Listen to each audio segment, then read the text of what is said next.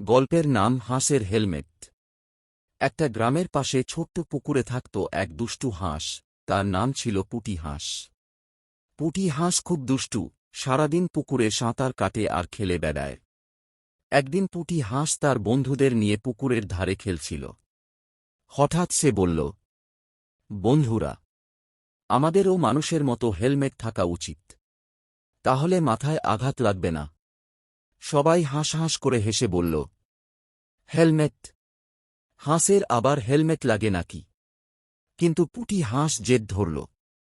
সে কলার পাতা ছিঁড়ে ছোট ছোট টুপি বানাল। সবাইকে বলল, এই যে, এগুলোই আমাদের হাঁসের হেলমেট। সব হাঁসের মাথায় কলার পাতা টুপি পরিয়ে দিল পুটি হাঁস। সবাই দৌড়ে দৌড়ে খেলতে লাগল। যখন একজন হাঁস গাছের ডালে ধাক্কা খেল, তখন মাথায় লাগল না, কলার পাতা বাঁচিয়ে দিল। সবাই অবাক। হাঁসেরা হেলমেট পরে মজা পেল আর আঘাত থেকে বাঁচল। সেই দিন থেকে পুটি হাঁসের নাম হয়ে গেল হেলমেট হাঁস। গল্প থেকে শিক্ষা: মজা করতে গিয়ে যদি নিরাপত্তার কথা মনে রাখি, তাহলে আমরা দুষ্টুমিও করতে পারি আর সুস্থ থাকতে পারি।